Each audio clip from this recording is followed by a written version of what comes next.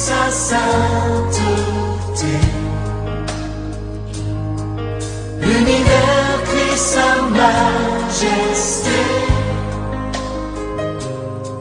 Chantons gloire et puissance, force et louange à l'agneau immolé.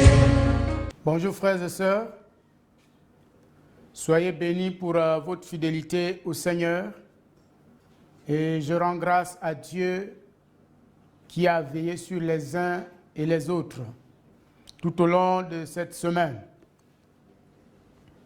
Nous allons présenter à notre Dieu le culte de ce matin,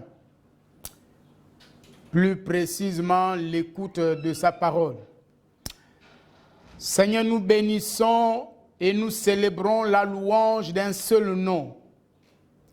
C'est le nom de Yeshua HaMashiach, notre Seigneur et notre Dieu, le roi des rois et le Seigneur des seigneurs, l'alpha et l'oméga, le premier, le dernier, le commencement et la fin, l'étoile brillante du matin, le pain de vie, le rocher de notre salut, le lion de la tribu de Juda. La parole qui s'est faite chair et qui habitait parmi nous plein de grâce et de vérité. Seigneur, à lui nous rendons toute la célébration ce matin au nom de Christ Jésus. Et nous bénissons Dieu parce qu'il est déjà présent en nous par le Saint-Esprit. Saint-Esprit, merci parce que tu disposes nos esprits à recevoir ta parole telle que toi tu le voudras. Nous bénissons et nous te magnifions. Au nom de Christ Jésus, Amen. Nous allons prendre nos Bibles dans l'évangile de Jean au chapitre 6. Jean chapitre 6. Et nous allons lire les versets 51 jusqu'au verset 55. Je suis le pain vivant qui est descendu du ciel. Si quelqu'un mange de ce pain, il vivra éternellement. Et le pain que je donnerai, c'est ma chair, que je donnerai pour la vie du monde. Là-dessus, les Juifs disputaient entre eux, disant, comment peut-il nous donner sa chair à manger? Jésus leur dit, en vérité, je vous le dis, si vous ne mangez la chair du Fils de l'homme et si vous ne buvez son sang, vous n'avez point la vie en vous-même. Celui qui mange ma chair et qui boit mon sang a la vie éternelle et je le ressusciterai au dernier jour. Car ma chair est vraiment une nourriture et mon sang est vraiment un breuvage. Ce matin, nous allons poursuivre avec notre thème, la puissance cachée du sang de Jésus. La puissance cachée du sang de Jésus. Nous aurons 2 points à examiner ce matin. Et le premier point, c'est que le sang a la capacité de transporter la nourriture. Le sang a la capacité de transporter la nourriture. Lorsque vous regardez le sang humain, la nourriture est déjà dissoute dans le sang humain, dans ce liquide rouge que nous appelons le sang. La nourriture est déjà dissoute. Là-dedans, il y a les protéines. Là-dedans, il y a les lipides. Là-dedans, il y a les glucides. Là-dedans, il y a les minéraux. Là-dedans, il y a les vitamines. Tout ce dont notre organisme a besoin pour vivre et pour être en bonne santé, tout est déjà placé dans le sang et transporté par le sang, la nourriture. De même aussi, le sang de Jésus transporte la nourriture spirituelle dans notre organisme. C'est pourquoi la Bible dit que celui qui boit le sang de Jésus a déjà la vie éternelle. Vous avez déjà la vie, toute la vie divine, vous l'avez déjà. Et ce qui est extraordinaire, c'est que Jésus compare la manne à lui-même. Il dit, je suis le pain descendu du ciel. Il dit, les anciens ont mangé la manne dans le désert, mais ils sont morts. Mais contrairement à moi, celui qui mange ma chair et boit mon sang a la vie éternelle. Il ne peut pas mourir. Parce que les protéines spirituelles, les lipides spirituels, les glucides spirituels, les lipides spirituels, les vitamines spirituelles, les minéraux spirituels, c'est contenu dans le sang de Jésus. Oh Seigneur de gloire! Donc le sang de Jésus apporte non seulement la vie, mais aussi le bien-être à notre être spirituel. Quand tu médites la parole de Dieu, parce que Jésus a dit que l'homme ne mangera pas de pain seulement, mais de toute parole qui sort de la bouche de l'Éternel. Cela veut dire que selon Jésus, la parole de Dieu est la nourriture de l'homme intérieur, de notre esprit. Et donc cette parole de Dieu, quand tu la consommes dans la méditation, quand tu consommes la parole de Dieu, c'est le sang de Jésus qui va transporter la nourriture que tu as consommée, la nourriture spirituelle, les lipides, les glucides, les vitamines, les sels minéraux. Oui, il y a des aliments qui donnent de l'énergie. Donc cette énergie spirituelle que tu puises par la méditation, c'est transporté dans ton organisme spirituel. Pas seulement ton organisme spirituel, même ton organisme naturel par le sang puissant de Jésus. J'ai souvent constaté que après des temps de méditation profonde, je me sens bien dans mon être, pas seulement dans mon esprit, mais même dans mon corps physique. Et j'ai souvent le sentiment d'être rassasié. Donc, je n'ai plus faim, je n'ai plus soif. Pourquoi? Parce que je viens de manger le corps de Jésus et je viens de boire le sang de Jésus à travers la méditation de la parole de Dieu. Oh, merci Seigneur. Merci Seigneur. Voyez, c'est ça le mystère de la Sainte Seine. Je nous parlais la dernière fois du mystère de la Sainte Seine. Et je disais que c'est une bénédiction que l'Église aujourd'hui n'exploite pas. Mais vous savez, ce mystère extrêmement profond, nous avons réduit la Sainte Seine, le pain et le vin de Jésus, un simple repas que nous partageons. Peut-être tous les matins tu le fais, tu le célèbres dans ta chambre. Peut-être tous les dimanches tu le célèbres, vous le célébrez au culte avec vos pasteurs. C'est une bonne chose. Mais il y a une révélation plus profonde de la Sainte Seine. C'est qu'à chaque fois que tu prêches l'évangile, tu es en train de célébrer la Sainte Seine. Parce que tu donnes à un être humain, tu donnes à ton prochain la possibilité de manger le pain de vie, c'est-à-dire le Christ. Recevoir Jésus-Christ dans son esprit comme son Seigneur et son Sauveur personnel signifie manger le pain de vie, manger le pain de la Sainte Seine, boire la coupe de la Sainte Seine. Alléluia. Pourquoi? Parce que ce pain, c'est le Christ qui vient à toi. Et ce sang, c'est ce sang qui va te pardonner de toutes tes fautes. Donc, la Sainte Seine en lui-même, en elle-même, le repas du Seigneur en lui-même est déjà en toi. Le corps et le sang de Jésus sont déjà en toi. Parce que Jésus dit quoi? Il dit, je suis le pain de vie. Je suis le pain de vie.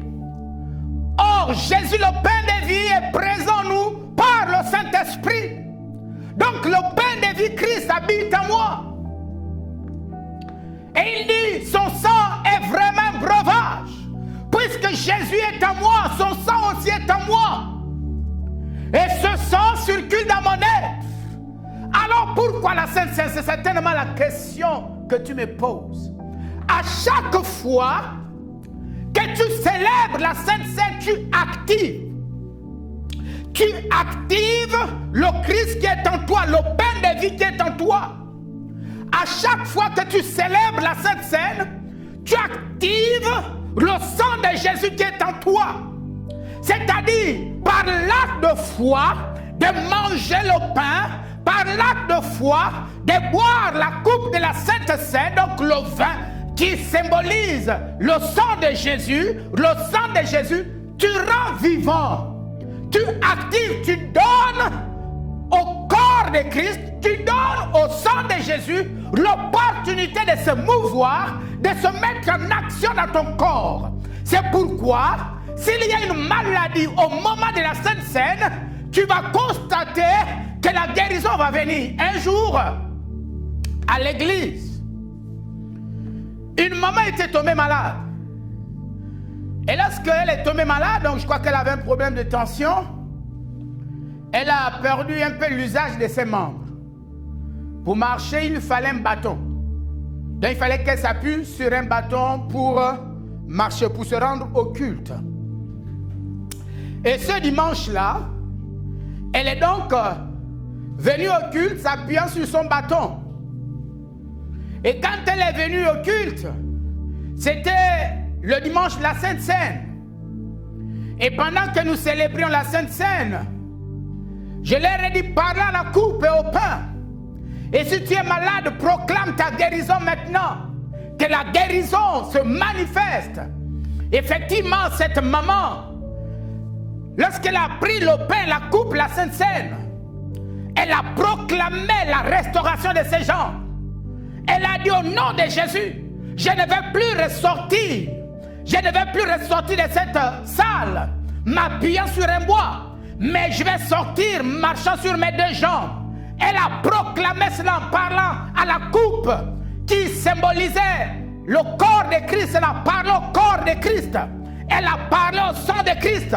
Pendant qu'elle parlait au pain et pendant qu'elle parlait au sang de Jésus, lorsqu'elle a consommé ces aliments, oh Dieu, la maman s'est rendue compte que finalement, elle pouvait marcher, elle s'est mise debout sans s'appuyer sur le bâton qu'elle avait. Elle a commencé à faire des mouvements dans la salle. Et après les salutations d'usage, elle est sortie sans s'appuyer sur le bâton. Et le lendemain, la maman m'a appelé pour rendre témoignage. Donc voyez-vous, qu'est-ce qui s'est passé? Ce qui s'est passé, c'est que sa foi a activé le pain qui était déjà en elle, Christ, le pain de vie qui habite en elle. Sa foi, par la coupe de la Sainte Seine, a activé la puissance du sang de Jésus qui transporte la vie en elle. Et le corps de Christ qui est en elle, le sang de Jésus qui est en elle, se sont mis en mouvement et lui ont procuré la santé divine. Et je déclare au nom de Jésus que le pain de vie qui est en toi, que le sang de Jésus qui est en toi, par la présence de Christ, oh, je déclare au nom de Jésus que la puissance de la foi active maintenant l'œuvre, libère l'œuvre du pain de vie dans ton corps, libère l'œuvre du sang de Jésus dans ton corps au nom de Jésus. Et là où tu étais malade, ton corps et ta chair sont restaurés au nom de Jésus. Parce que le pain de vie et le sang de Jésus transportent la nourriture spirituelle, l'énergie spirituelle là où tu étais souffrant. Oh Dieu! Oui, je te vois fort. Je te vois plein d'énergie. Parce que le sang de Jésus te communique l'énergie, te communique la force. Pourquoi? Parce que ce sang transporte maintenant la nourriture qui procure de l'énergie, qui procure de la force. Béni soit ton nom, Seigneur. Béni soit ton nom, Seigneur. Donc, en résumé, par rapport à ce point, sache que le sang de Jésus transporte la nourriture spirituelle. Ça veut dire quoi? Quand nous étions à l'école, on avait étudié les maladies carentielles, c'est-à-dire qui sont causées par une alimentation non équilibrée. Et cette maladie, à l'époque, on l'avait appelée le kwashiorkor. On disait que c'était une maladie causée par une alimentation non équilibrée, c'est-à-dire lorsque il y a peut-être absence de protéines ou absence de glucides, je ne sais pas quoi, dans le corps. Donc quand tu ne médites pas la parole, il n'y a rien dans ton sang. Parce que le sang transporte ce que toi tu manges. C'est pourquoi vous voyez, vous priez, mais vous ne voyez pas les résultats. Pourquoi? Parce qu'il n'y a rien dans ton sang. C'est toi qui manges, c'est toi qui alimentes le sang par les aliments que tu manges. Oh, béni soit ton nom. Tu sais, il y a un aliment plus fort. C'est la parole de Dieu. Donc mange la parole. En mangeant la parole, tu donnes l'occasion au sang de Jésus de transporter de la nourriture. Merci Seigneur. Alors la deuxième chose, c'est que le sang a la capacité de nous nettoyer régulièrement. Le sang a la capacité de nous nettoyer régulièrement. C'est-à-dire le sang nettoie régulièrement notre corps. Et nous allons prendre nos Bibles dans Alléluia. Dans l'épître, la première épître de Jean, au chapitre 1, le verset 7 et le verset 9. Mais j'aimais cette épître. Regardez ce qu'il dit au verset 5, c'est important. Avant de revenir, il dit: la nouvelle que nous avons apprise de lui et que nous vous annonçons, c'est que Dieu est lumière et qu'il n'y a point en lui de ténèbres. Vous savez, nous sommes le résultat de l'enseignement ou des enseignements que nous avons reçus, que nous recevons. Jean dit ici, ce que nous vous enseignons, c'est ce qui nous a été enseigné. Ce que nous croyons à travers l'enseignement que nous avons reçu, c'est que nous vous communiquons. La manière dont vous nous voyez vivre, c'est le résultat de l'enseignement que nous avons reçu. Donc tu ne peux pas dissocier ce que tu vis aujourd'hui dans ta vie là avec l'enseignement que tu as reçu, avec ce que tu crois. Parce que c'est ce que Jean nous dit ici. Il dit la nouvelle que nous avons apprise de lui et que nous vous annonçons, c'est que Dieu est lumière et qu'il n'y a point en lui de ténèbres. Quel est l'enseignement qu'il a reçu? Il a reçu que Dieu est lumière. Et qu'est-ce que j'en fais?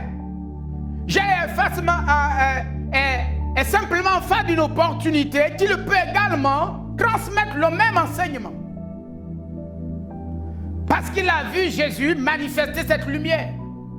Il a entendu Jésus lui parler de cette lumière. Et que fait Jean en retour? Il fait la même chose. Il parle de la lumière. Donc l'enseignement joue un grand rôle. Vous savez, les résultats que nous attendons de Dieu dépendent du type d'enseignement que nous avons reçu.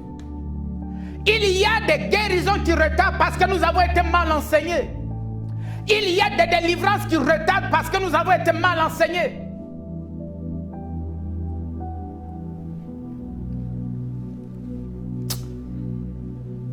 Alors, nous allons continuer. Au verset 6, il dit, si nous disons que nous sommes en communion avec lui et que nous marchons dans les ténèbres, nous mentons et nous ne pratiquons pas la vérité. Voilà. Il dit, tu ne peux pas dire que tu es en Christ. C'est ça la communion. Il dit, si nous sommes en communion, il est en train de parler de la position en Christ. Il dit, tu ne peux pas dire que tu es en communion avec Christ et continuer à marcher dans les ténèbres. Qu'est-ce qu'il appelle ici marcher dans les ténèbres? C'est marcher dans les croyances qui t'empêchent de voir la lumière de Dieu, lui, dans ton esprit. Parce que le mot péripateo, c'est un mot extrêmement fort. Ce mot veut dire progresser. Il dit, tu ne peux pas dire que tu es en Christ et continuer à progresser dans les ténèbres. Continuer à progresser dans de fausses doctrines, dans de faux enseignements. C'est ce qu'il appelle ténèbres ici.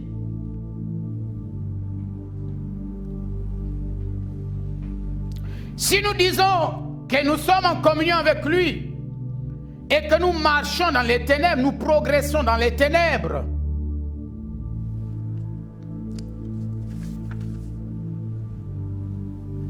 et que nous sommes tous sur le chemin des ténèbres, il y a un problème.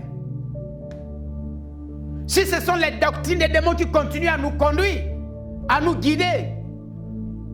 Parce que pour comprendre ce que j'ai ici, il faut aller dans le contexte. Le contexte ici, c'est qu'il y a une montée du gnosticisme. Et selon le gnosticisme, Jésus n'était pas Dieu. Donc le gnosticisme niait la divinité de Jésus-Christ. Et Jean dit donc que tu ne peux pas dire que tu es en Christ et nier la divinité de Jésus-Christ. Continuer dans les ténèbres de la philosophie grecque. Parce que c'était l'influence de la philosophie grecque. Quel est l'enseignement qui dirige ta vie? Toi, tu dis tu es en Christ. Quelles sont les croyances qui guident ta foi? Est-ce que c'est la parole de Dieu ou c'est ce que tu as appris dans ta famille? Est-ce que c'est ce que tu as observé? C'est ce que tu as entendu des autres? Ou c'est ce que tu as appris à l'école? Maintenant, au verset 7 qui nous intéresse, il dit, mais si nous marchons dans la lumière, comme il est lui-même dans la lumière, il dit, si nous marchons dans la lumière, comme lui-même est dans la lumière, c'est quoi marcher dans la lumière? Je vous ai dit que péripateo veut dire être en chemin, progresser, faire bon usage. Marcher dans la lumière, c'est progresser dans l'enseignement de Christ.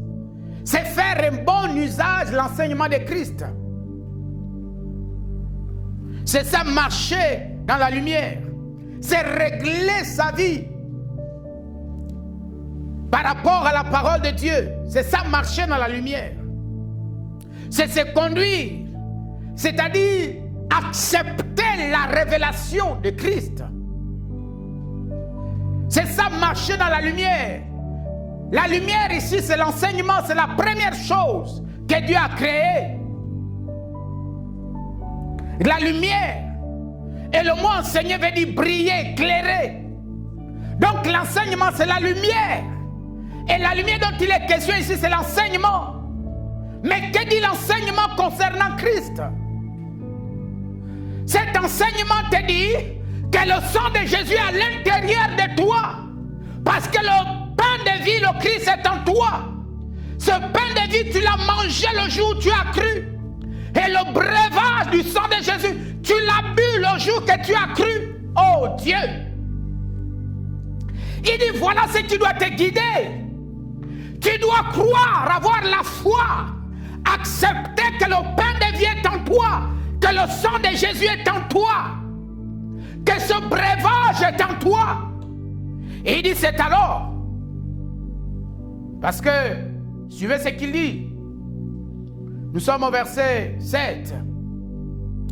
Il dit, mais si nous marchons dans la lumière comme il est lui-même, dans la lumière, nous sommes mutuellement en communion. Et le sang de Jésus, son Fils, nous purifie de tout péché. Donc la deuxième partie, c'est le résultat. C'est la conséquence. Il dit, le sang de Jésus. Il ne dit même pas que toi, tu vas invoquer le sang de Jésus pour te purifier de tout péché. Mais il dit, c'est la révélation, c'est la lumière que tu as de l'œuvre de Christ. C'est lorsque tu as compris que le sang de Jésus est en toi, que le pain de vie est en toi, que les éléments de la Sainte Seine, le pain Jésus habite en toi, et la coupe, le breuvage, le sang de Jésus est déjà à l'intérieur de toi. Tu l'as déjà, le sang tu l'as déjà, et il est agissant en toi ce sang. Il dit alors, quand tu marches dans la lumière, dans la révélation de l'œuvre de Christ, dans la révélation que le pain est en toi, que le sang est en toi, c'est alors que le sang devient actif. C'est alors que le sang va exercer son ministère d'élimination. Oui, le sang de Jésus est un liquide d'élimination. Comme le sang humain est un liquide d'élimination, le sang humain élimine quoi? Le dioxyde de carbone, le gaz carbonique. C'est éliminé par le sang. Le sang l'élimine comment? Le rejetant dans les poumons.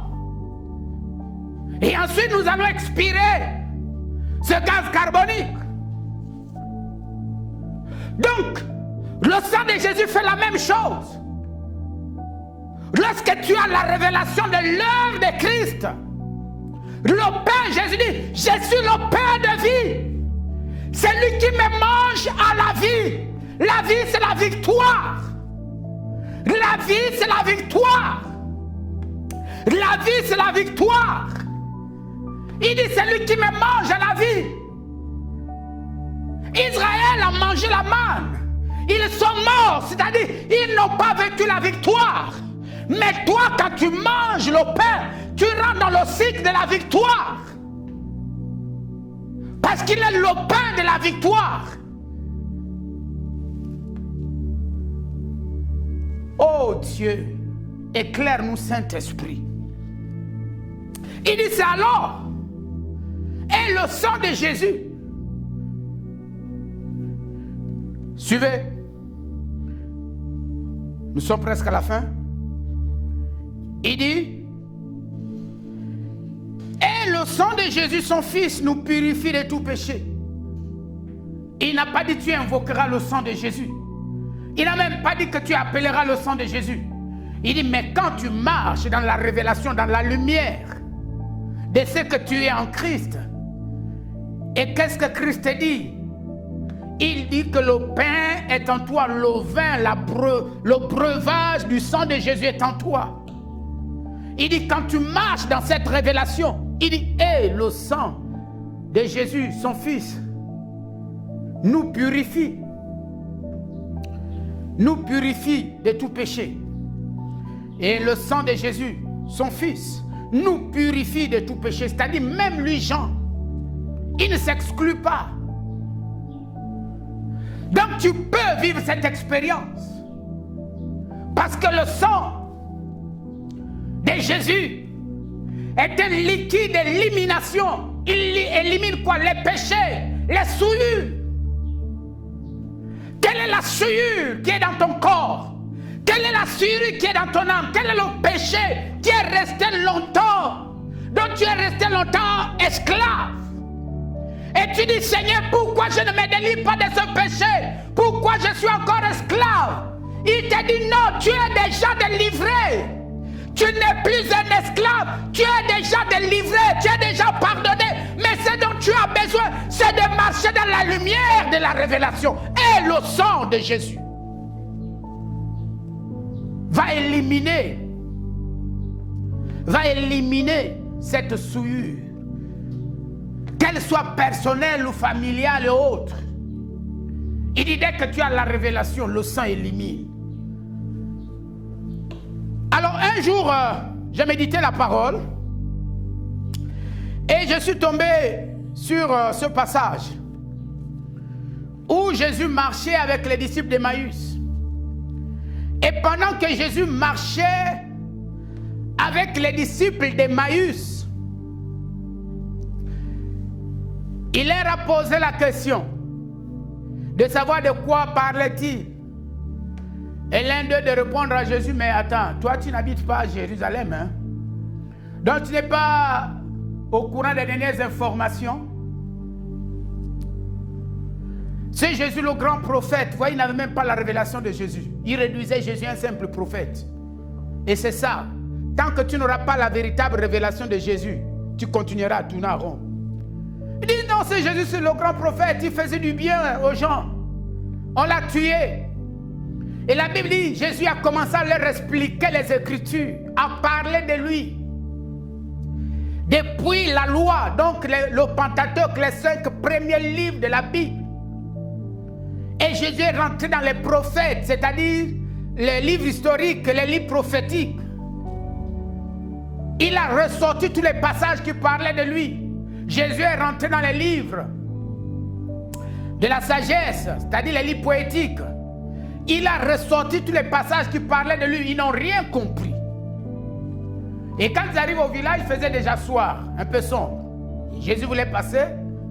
Et il lui a dit, non, bon, au lieu que tu continues, viens dormir avec nous.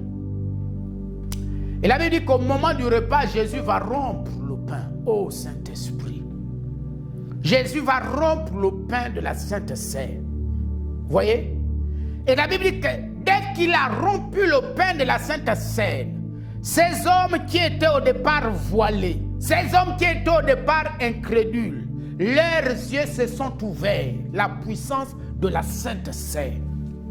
La Sainte Seine, la révélation du corps de Christ, le pain Jésus, et la révélation du breuvage, le sang de Jésus, te conduisent à la lumière. C'est à ce moment que leurs esprits se sont ouverts. Oh, ils l'ont reconnu. Ils ont reconnu Jésus. Et Jésus a disparu sur place. Et dès qu'ils ont reconnu Jésus, donc qu'ils aient reçu la révélation, la parole que Jésus leur a prêchée, qui n'était pas vivante au moment où il la recevait, elle a pris vie. Il dit, oh, nous comprenons pourquoi ça chauffait, ça brûlait en nous pendant qu'il prêchait. Et ce passage m'a bouleversé. J'ai commencé à me demander pourquoi ce moment où Jésus a rompu la Sainte Seine, que finalement les gens là ont reconnu Jésus. Et je me suis donc mis à étudier la parole. Ça fait quelques années, à l'époque j'étais pasteur en Ndoko. J'ai commencé à étudier la parole de Dieu sur la Sainte Seine, le repas du Seigneur. Je suis allé même, j'ai mené une petite enquête. Je demandais aux chrétiens de l'Église si, en dehors de l'enseignement qu'ils ont reçu lors du baptême, ils avaient reçu un autre enseignement sur la Sainte Seine. Et il y a une sœur qui m'a dit, pasteur, ça fait 18 ans que je suis chrétien. Je n'ai jamais reçu. Et presque tous m'ont répondu de la même manière. Et là, j'ai compris que l'ennemi empêchait les chrétiens de saisir cette révélation parce qu'il y a des bénédictions extraordinaires là-dedans. Donc j'ai préparé un enseignement ce dimanche-là, cette semaine-là, sur la Sainte Seine. Et j'ai prêché. J'ai prêché à toute l'église, comme d'habitude, sur la Sainte Seine. Et quand j'ai prêché sur la Sainte Seine, je vais entendre une voix qui me dit, donne la Sainte Seine à tout le monde. Je ne dis pas qu'allez-y faire ça dans vos églises, mais c'est juste une expérience que j'ai vécue. Ce n'est pas une doctrine. Alors j'avais une guerre au dedans de moi. Je me dis, mais Seigneur, comment je vais donner la Sainte Seine à tout le monde? Dieu me dit, non, ne pas donner à quelqu'un, c'est l'exclure. Il ne faut pas l'exclure du repas. Tout le monde doit prendre la Sainte Seine. J'ai dit, mais Seigneur, ça c'était le combat qui était au-dedans de moi. J'ai dit, mais Seigneur, si mes responsables sont au courant que j'ai organisé la Sainte Seine, j'ai donné à tous les chrétiens de l'Église. Ça va arriver au synode et certainement on va me mettre sous discipline. Parce qu'on va dire, ah, là, Makouba est en train d'enseigner des hérésies. Mais le Saint-Esprit a insisté. Il a insisté, dit, dans la Sainte Seine à tous ceux qui sont venus dimanche au culte. Effectivement, le dimanche, là, j'ai enseigné, j'ai pris le risque. Donc, j'ai dit, bon, nous, tout le monde va prendre la Sainte Seine maintenant, sauf ceux qui ne sont pas convaincus. Si vous n'êtes pas convaincus, abstenez-vous. Mais ceux qui sont convaincus, nous tous, nous allons prendre la Sainte Seine. On a partagé, après l'enseignement, on a partagé la coupe à tout le monde. Et chacun a prié, j'ai prié mes frères. Après avoir béni le pain, donc le corps de Jésus, et béni la coupe, c'est-à-dire le sang de Jésus, oh mes frères, quelque chose d'extraordinaire s'est passé dans la salle. Je parle de Ndogo, il y a des chrétiens de Ndogo qui sont encore là-bas pour aller vous renseigner. Quelque chose que je n'ai jamais vécu depuis que je célèbre la Sainte Seine. La présence de Dieu a envahi la salle. L'onction était tellement forte, une onction de délivrance s'est libérée dans la salle. Parce que le corps du Seigneur et le sang du Seigneur ils ont pour but de briser les liens, de briser les chaînes de la servitude, de briser les cachots de prison, de briser les verrous de prison, afin que ta vie soit libre. C'est ça le rôle de la Sainte Seine. C'est ça le rôle du sang de Jésus. C'est ça le rôle du pain de Jésus-Christ. Quelque chose va se produire dans la salle. L'onction est descendue. Les étaient baptisés du Saint-Esprit. D'autres étaient délivrés. D'autres parlant en langue. C'était extraordinaire. Alors il va se passer quelque chose. Il y avait une maman qui était là à l'entrée de la porte. Parce qu'elle est dans le ministère de la sécurité. L'onction est tombée sur cette dame. Quand l'onction est tombée sur elle, la coupe est partie d'un côté, le pain de l'autre côté. Donc au moment de manger les éléments, elle n'a pas pu prendre la Sainte Seine avec nous. Nous, on ne le savait pas. Troublée, à la maison, elle dit, Seigneur, mais ce n'est pas normal. Les autres ont mangé, mais moi, je n'ai pas pu manger la Sainte Seine avec les autres. Oui, le sang a pour rôle d'éliminer, le sang de Jésus a pour rôle d'éliminer les déchets, c'est-à-dire le gaz carbonique. Et pour nous, c'est le péché, c'est la souillure. Le sang vient régulièrement éliminer les souillures qui peuvent se retrouver dans notre organisme et nous empêcher d'avoir une bonne santé spirituelle. Et pendant qu'elle priait, le Seigneur va lui dire, si tu avais pris la coupe avec les autres et mangé le pain avec les autres, tu aurais bu et mangé un jugement contre toi-même. Elle dit, Seigneur, pourquoi ça? Et le Seigneur va lui dire, parce que tu n'es pas fidèle à ta dîme. Et là, au moment où tu prenais ces éléments-là, tu avais la révélation du pain et la révélation du vin. Et donc, si tu prenais, tu allais boire un jugement contre toi-même. C'est comme ça que la maman est venue le dimanche. Elle nous a fait ce témoignage. Elle nous a fait ce témoignage. Et le Saint-Esprit, vous voyez, l'a nettoyé de cette sueur. Alors donc, retiens ce matin, frère, deux choses. Que le sang de Jésus transporte, le sang de Jésus qui transporte la nourriture quand tu médites la parole, quand tu t'attaches à la parole, qui transporte cette nourriture spirituelle dans ton être spirituel, dans l'homme intérieur. Et tu deviens fort. Tu as la vigueur spirituelle, tu as la force spirituelle pour marcher et affronter les situations de la vie. Deuxièmement, le sang vient nettoyer.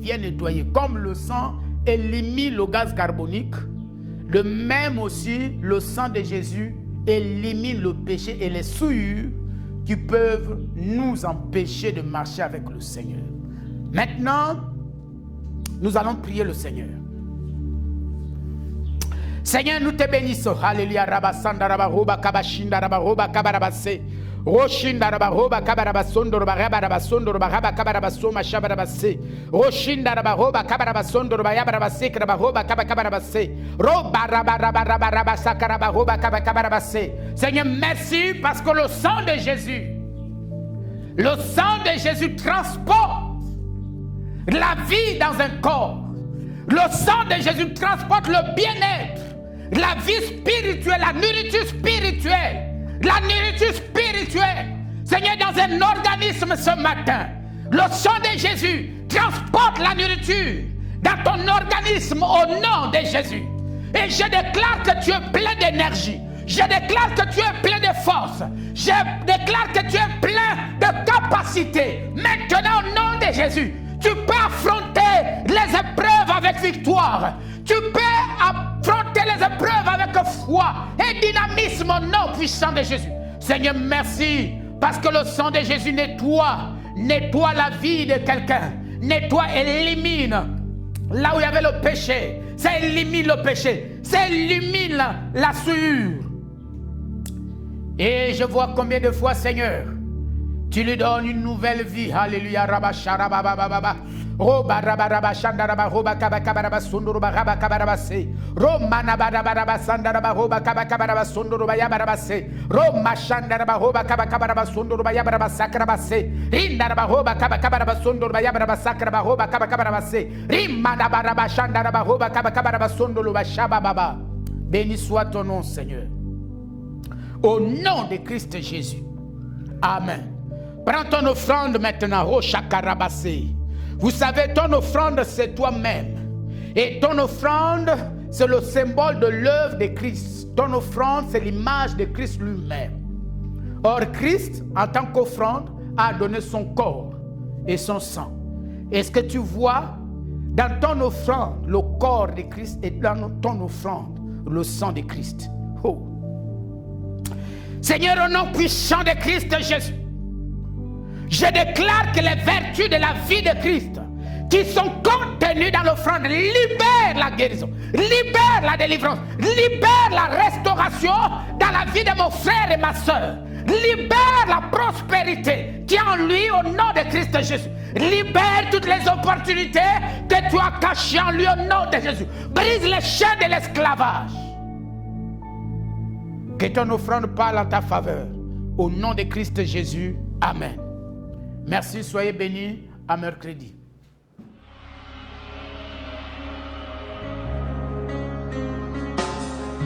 Tous les anges de sa sainteté, l'univers crie sa majesté. Chantons gloire et puissance, force et